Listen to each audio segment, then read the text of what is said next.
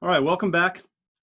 We are now in our second lecture on interior point methods.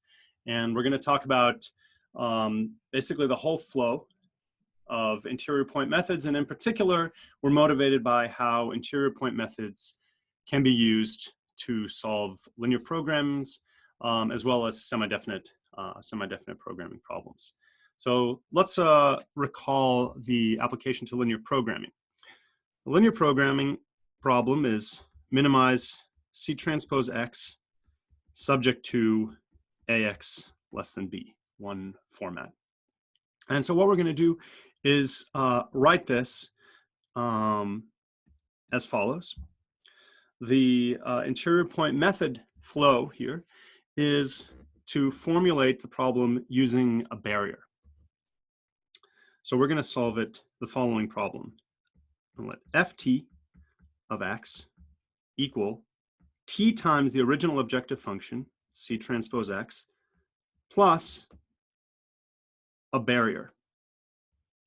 I'll just write this generically for right now as f0 of x. We're going to call this our barrier function.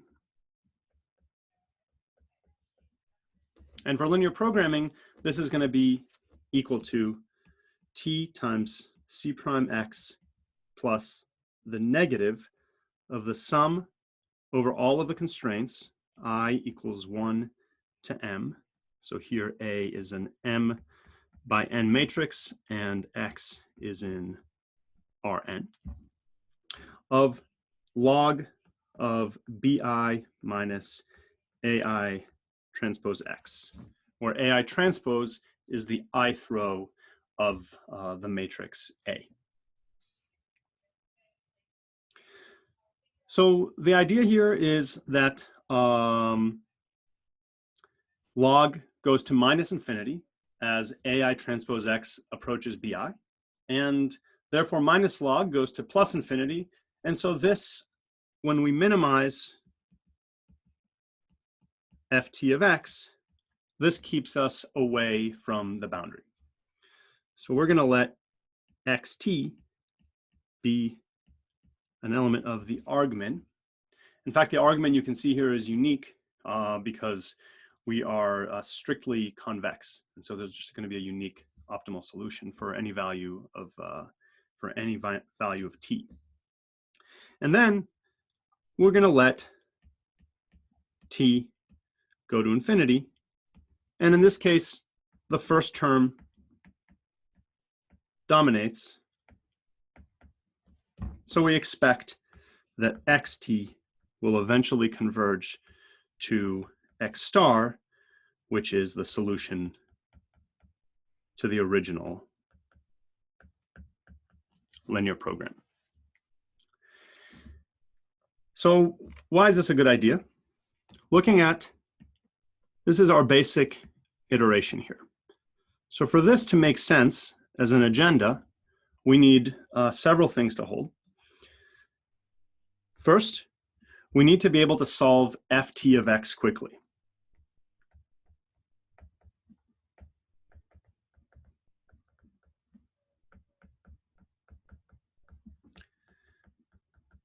And we're going to do this using Newton's method.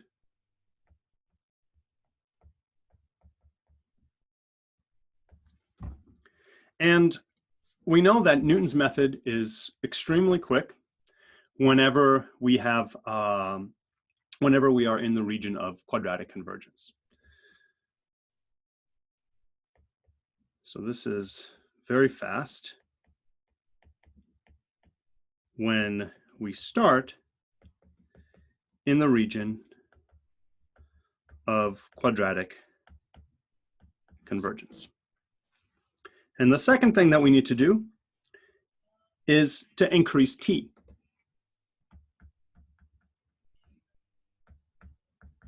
And ideally, we'd like to increase t at a geometric rate. So we'd like to update t as 1 plus alpha, where alpha is some strictly positive constant, times t. So this is a geometric increase. And you can see how this is exactly the tension between 2 and 1 here, because when I have solved ft, I'm at xt. xt is the optimal solution of ft. Then I increase t to t plus, and now xt is no longer an optimal solution of ft plus. So if I increase t slowly enough, then xt will be in the region of quadratic convergence of ft plus. But if I, on the other hand, if I increase t too slowly, then it could take me a very long time to converge. So I need to do this at a geometric rate, but staying within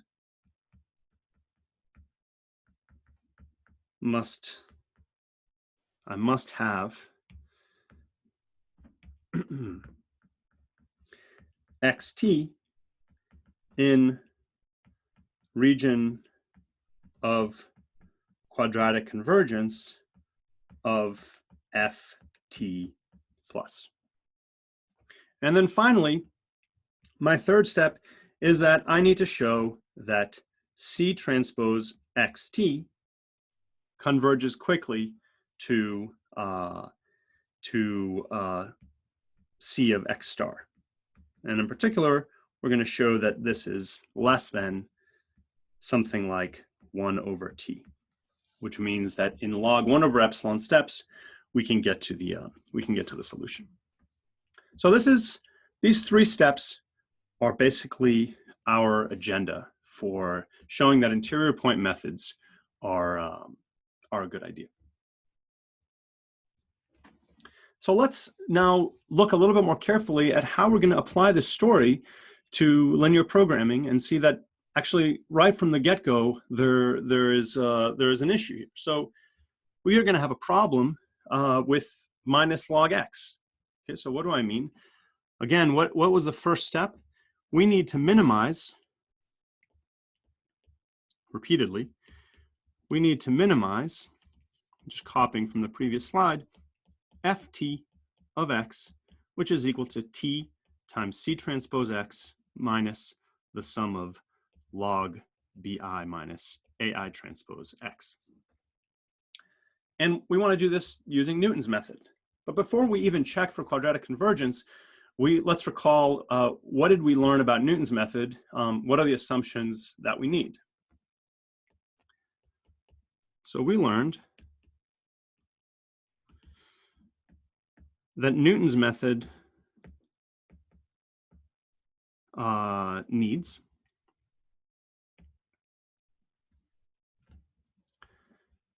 one, it needs f to be strongly convex and smooth. So let's think about both of these issues here.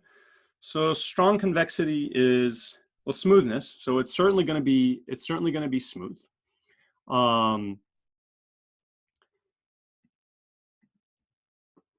And what about strong convexity? Well, strong convexity, we have a problem because we know that log is concave, and it's not linear, but it's certainly not going to have any curvature globally. But with a little bit of care, we could restrict ourselves to some compact domain.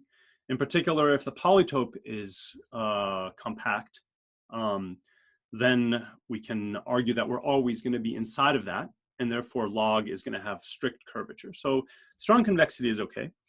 But what else did we need? So the new property that we had, which we never required, of course, for gradient methods, because gradient methods are all just first order methods, was a condition on the Hessian. So we needed Lipschitz Hessian. So again, that means that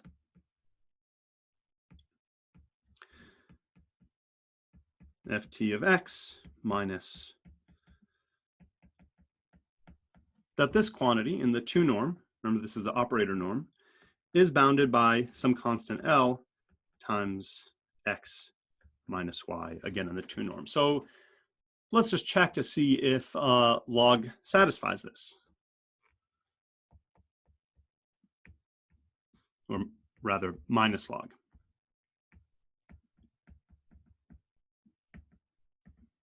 And since the slide is entitled problem, then you already know that it's not gonna satisfy this, but we can just do the computation ourselves to check.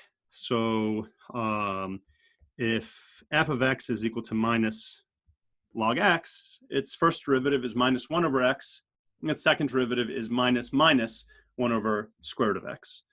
So I'll just write it as a Hessian, even though it's a scalar in this case.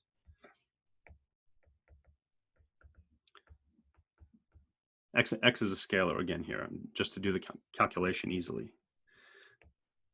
And the Hessian is therefore positive 1 over x squared. So you can see that we have a problem, because this condition here, this would require that we have, let's just be absolute value, 1 over x squared minus 1 over y squared less than or equal to L times x minus y. And you can see that this just won't happen. Now you could say, well, we have a problem at 0. So maybe we could restrict ourselves to a compact set. Maybe we could do something like that, but but we won't be able to do anything like that, because we're interested exactly in the regime where x is going to 0. So we're actually interested in looking at what happens when we're going to the boundary. Linear programming takes optimal values on the boundary, so we cannot keep x away from 0. We can't do some similar trick like we did to recapture the property of strong convexity. Okay, so let's look at this a little bit more carefully and see how we can fix this problem. Because actually, if we think about this issue a little bit more, we'll see that we should have already been concerned about this definition, this requirement, when we were talking about Newton's method. Now, one of the important properties of Newton's method is that it is affine invariant.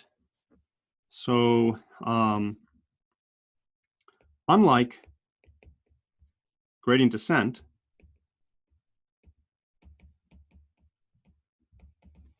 Newton's method has this affine invariance property.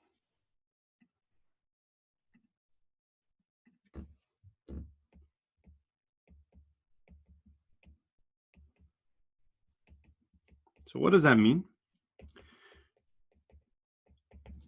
I'll just write down this definition, but this would be a good exercise for you to do to remind yourselves that gradient descent does not have this property, and Newton's method does. So if I want to apply Newton's method to minimizing f of x, then maybe we could change coordinate system. And we saw that if you change coordinate system for gradient descent, you could do so to great advantage. In particular, if you have a quadratic, you can change coordinates, y equals ax, and with the right transformation a, you can change your condition number, which would dramatically increase the rate of convergence of gradient descent. So once I write y equals ax, then I can define the function g of y equals f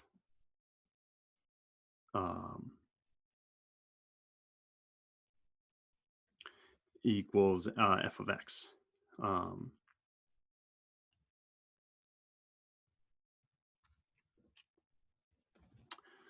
Sorry.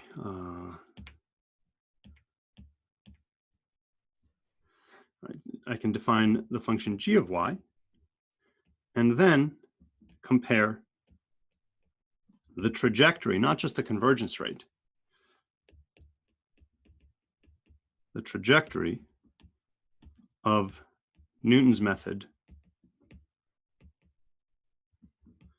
on f of x. So this will yield x0, x1, x2, etc. And then Newton's method on g of y, this will yield y0, y1, y2, etc.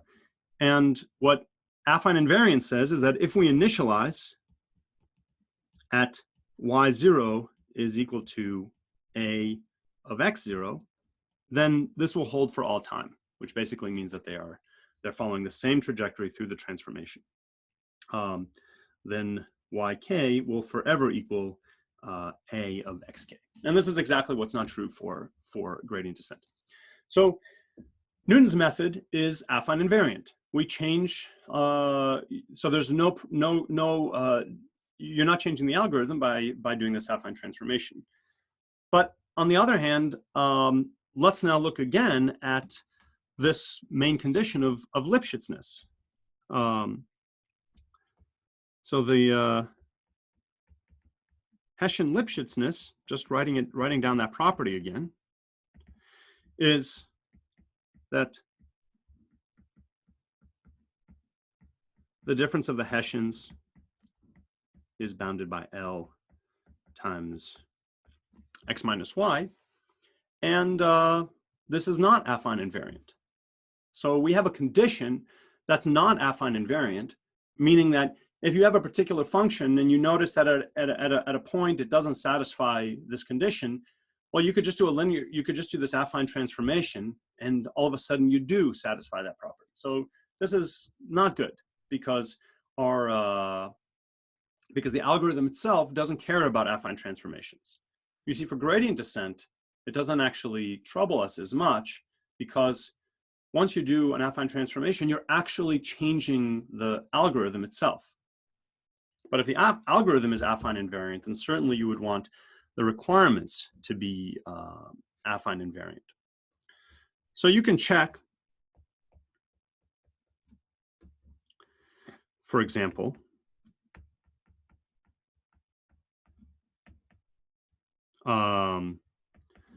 that this condition changes for log x, for f of x is equal to log x. So try this as an exercise.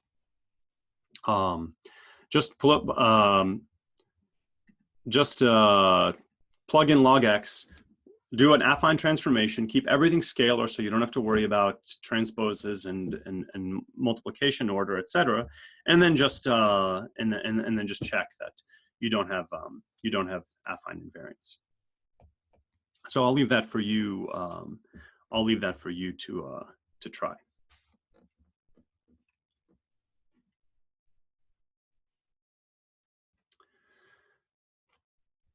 Right, so again, let me write down here. So g of y, to be careful here, is equal to f of a y. So this is how you would apply this to log x. You would define g, you would define y equal to ax, and then g of y would be log of a y, and then you can proceed from there. Okay, so we need to find another kind of condition that captures this idea of Lipschitzness, but one that is affine invariance. And it turns out that this is going to be the entire key to making Newton's method work for functions like log x, which is exactly what we need if we're hoping to be able to apply Newton's method to linear programming. Okay, so just writing again now what the Lipschitz condition is. Again, Lipschitz, this is the same as, I'm just copying from the previous slide. X minus y. Now another way to write this is, let's look at the directional derivative. So let's take a directional derivative. And this is going to remind us of that condition that having our function f be Lipschitz is the same as having its subgradients be uniformly bounded. Having our function be smooth, in other words, having the gradients be Lipschitz, remember what that means? That's the same as, in the presence of the right continuity assumptions, that's the same as asking for the Hessian to have an eigenvalue, largest eigenvalue that's upper bounded. And so having f be Lipschitz is equivalent in the presence of the right continuity as having one derivative more be uniformly upper bounded. So we're going to just see that explicitly here. So let's take the directional derivative in the direction u. So that means what I'm going to look at is so applying the Lipschitz condition to the Hessian of f at x plus some multiple in the direction u. And then I'm going to let y just be equal to x. So what does this tell me? Just plugging into the above, this tells me that this is less than or equal to L times x minus y. X minus y is just epsilon u. So this is L times epsilon times the 2 norm of u. Oftentimes we see u missing here because we just take directional derivatives with respect to a unit vector, but let's keep u in there. Okay, so as alpha goes to 0, oops, sorry, as epsilon goes to 0 here, this this condition just becomes the third derivative in the direction u. So we need to be a little careful about how we're going to write this. So this condition above tells me that the third derivative of f at x, and I'll denote this as with bracket notation.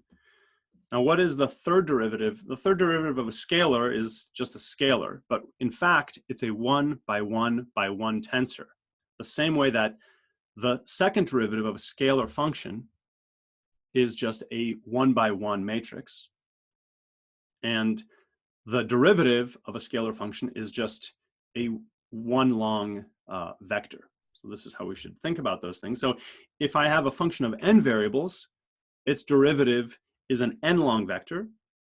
Its second derivative, its Hessian, is an n by n matrix. And its third derivative is an n by n by n Hessian tensor. So the condition that I wrote above is that this is bounded above by L times U. Where did epsilon go? I divided both sides by epsilon, and the left-hand side became the third derivative, and the right-hand side, the epsilon just disappeared. Okay, so let's remember a couple things about derivatives. This is a slightly different way, perhaps, than you're used to of thinking about derivatives, but it's important, and we've seen it before, most explicitly when we were talking about mirror descent. Remember there, the gradient of the mirror function, we thought about this as a mapping, effectively from n-dimensional space to n-dimensional space. So let's write this down, just so we can remember that. You can treat this as somewhat of an aside if you want. The limit, as epsilon goes to 0, of f of x plus epsilon u minus f of x. I need a 1 over epsilon here. This is just equal to the gradient of f of x in the u direction, which I'm going to denote as follows: gradient of f of x bracket u. So what this notation helps us remember is that the gradient is really just a linear map from Rn to the real numbers. Second derivative, limit epsilon goes to 0, 1 over epsilon, gradient of f of x plus epsilon u minus gradient of f of x. this is equal to the Hessian, the second derivative of f, times the vector u. And now I can write this as a gradient, the Hessian of f of x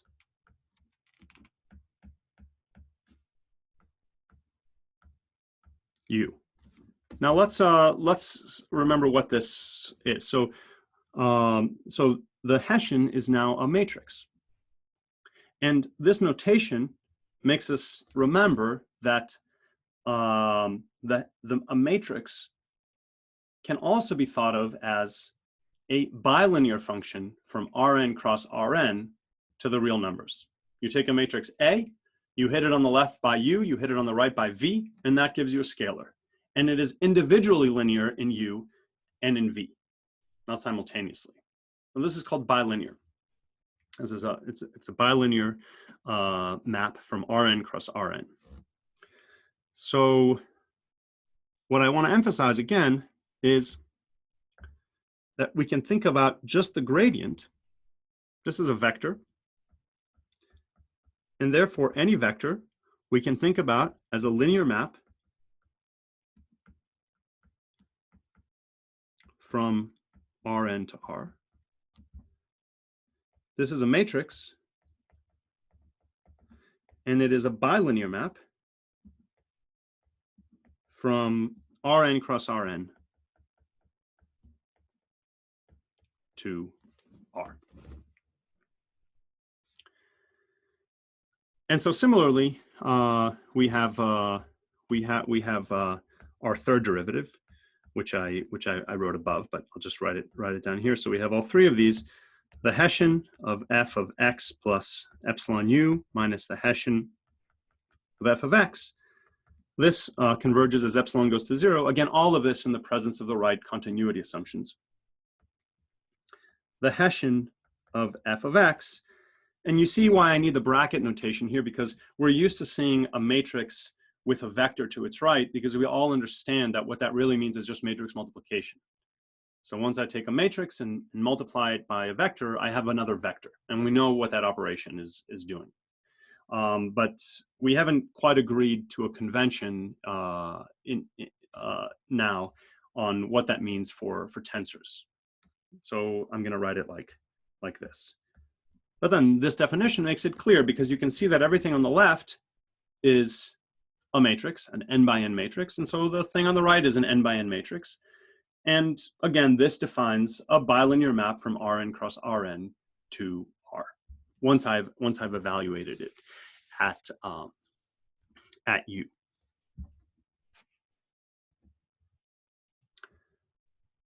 Okay, so we're going to go back to this condition up here.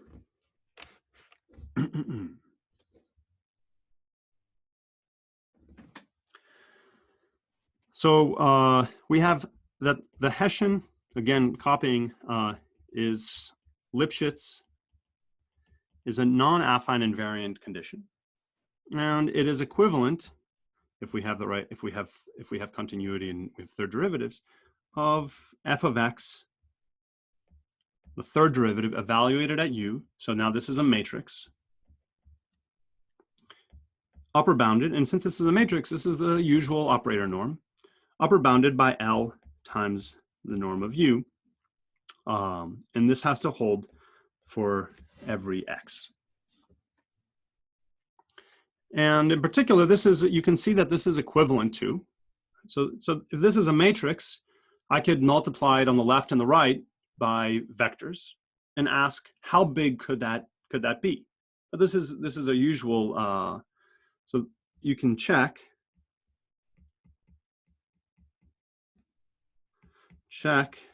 recalling that third derivative, which is a tensor, but once I evaluate it at a vector U, it becomes a matrix.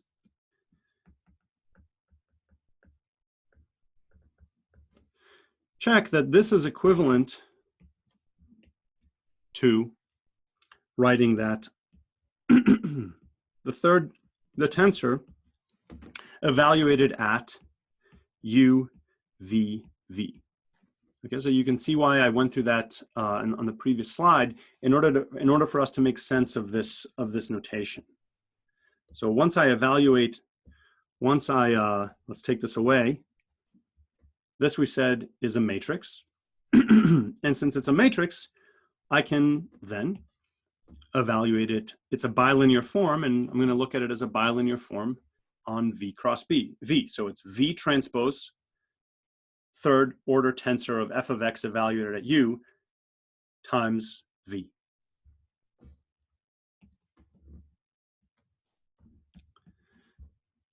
And so this Lipschitz condition is exactly equivalent to this being bounded by L times U times V squared. And the problem, or the issue, is that this left-hand side is just just three directional derivatives of f. And so directional derivatives are affine invariant. So this left-hand side is affine invariant,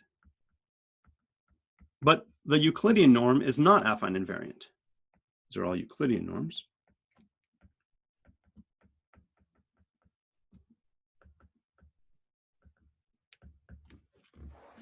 And so this is what we're going to do. So we will replace the Euclidean norm with an affine invariant norm. I see that let me move myself out of the picture just for a second so you can see this is not an issue, I think, for you right now, but it might be an issue on the recording. There we go. We'll replace this with an affine invariant norm.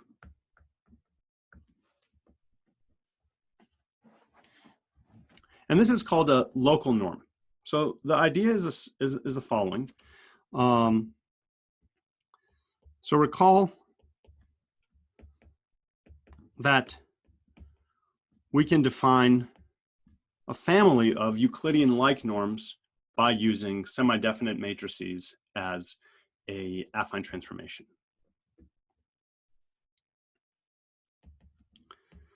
So for a vector x, let me use a different letter, a vector v, and q, a positive semi-definite matrix, I can define this to look to be v transpose qv. And indeed, if I let q be the identity matrix, then this is our usual Euclidean norm.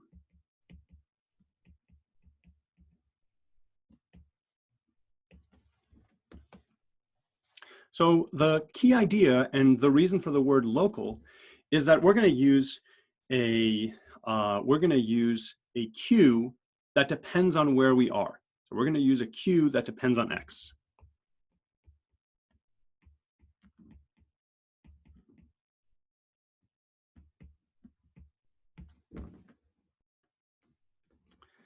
And what we're going to use is q equal to the Hessian of our function evaluated at x. So u squared with respect to the Hessian, just using the definition above, this is equal to u transpose times the Hessian times u. And using my notation before, this is also, I could also write this as the Hessian of x, my bracket notation, u.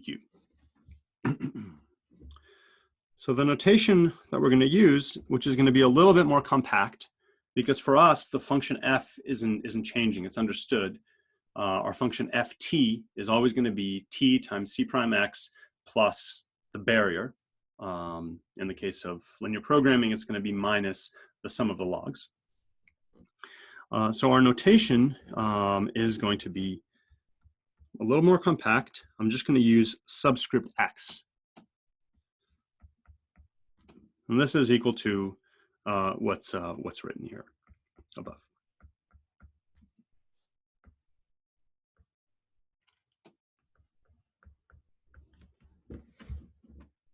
And we will use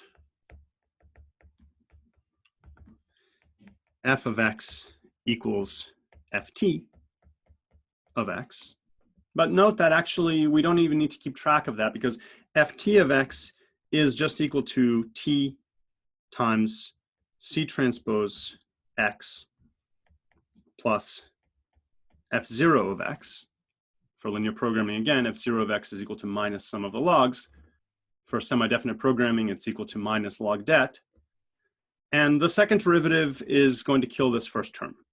So the second derivative of ft is equal to the second derivative of any other t, for any t prime.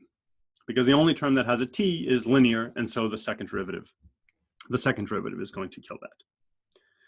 So what we're going to do is go back to the definition of Lipschitz for the Hessian, and instead use this local norm.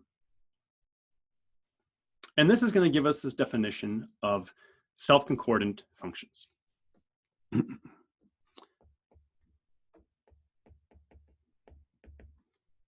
function f is called M self-concordant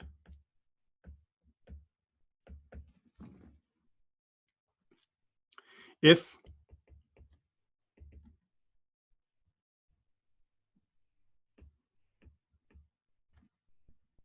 the third derivative, this 3 tensor, evaluated at h, is upper bounded by, this 2 just ends up being a factor for convenience, so we shouldn't worry about it too much. M is the key part. Twice times m times the local norm cubed. So we should compare this to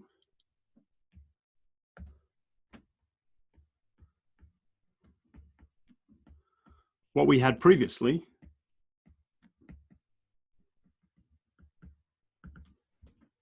which was, let me flip back a slide so you can see.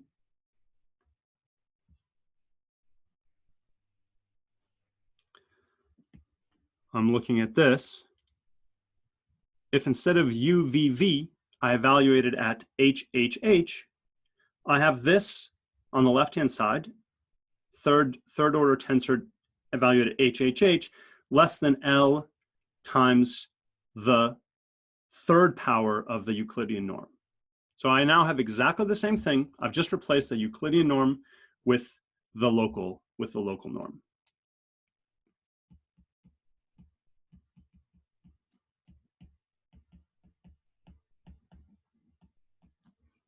We had L.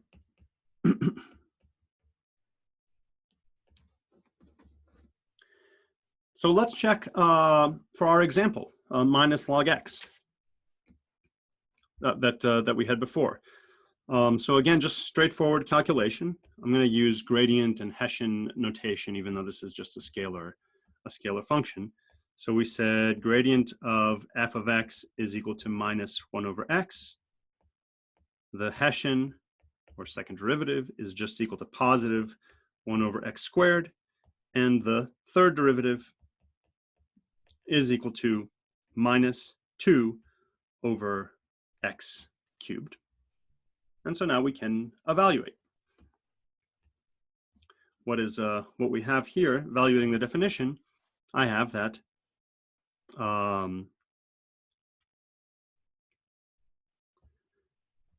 third order tensor of log evaluated at HHH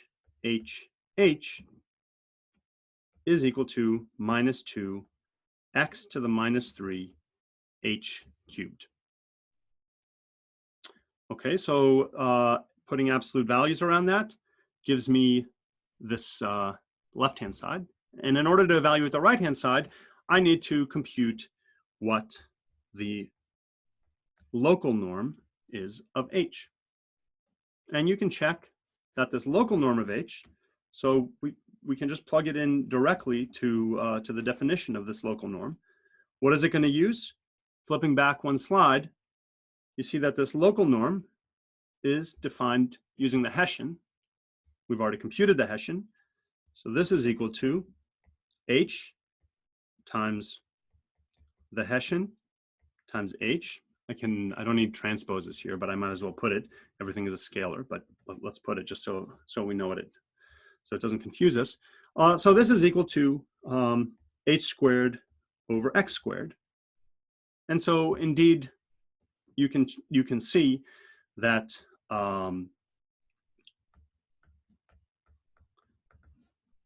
minus log x is 1 self-concordant. Self-concordant because the third derivative evaluated at h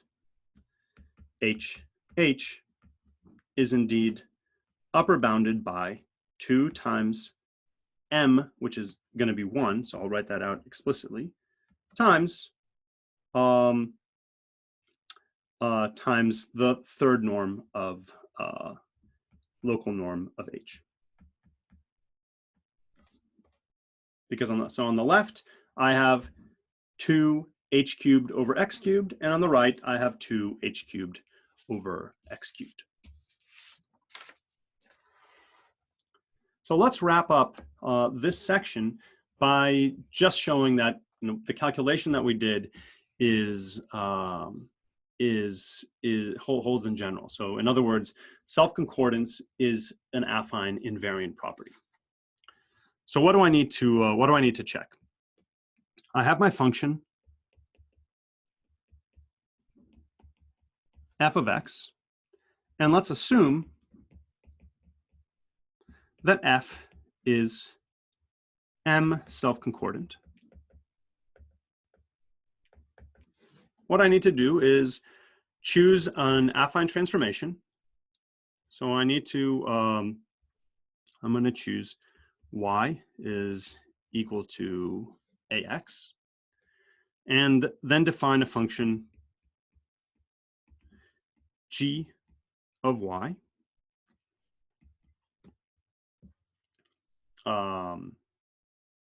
which will be, so if y equals ax, as always, this means that x is equal to a inverse y. So so this is going to equal f of a x. This is my affine transformation. And now we can just take derivatives, and I'm going to take directional derivatives. I'm going to use instead of h, I'm going to use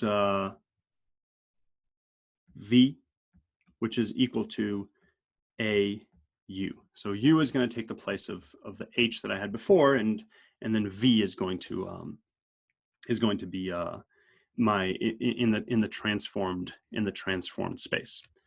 So what we can see is that the gradient of g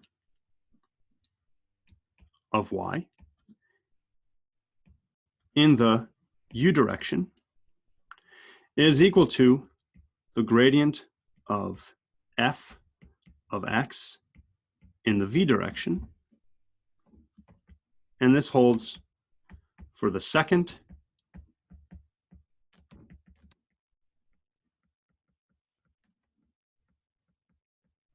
derivatives and also the third derivatives. Oops. U,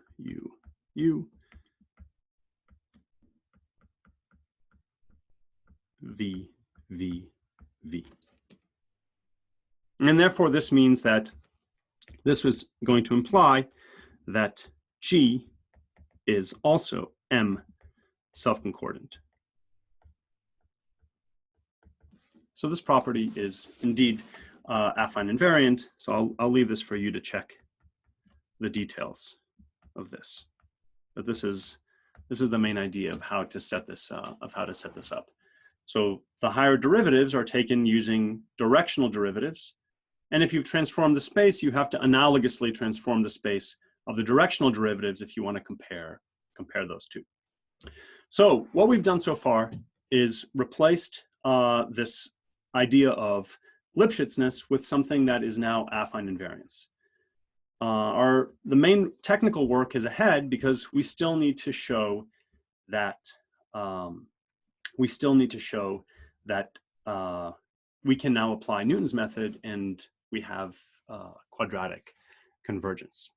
And we're going to pick this up in the next segment.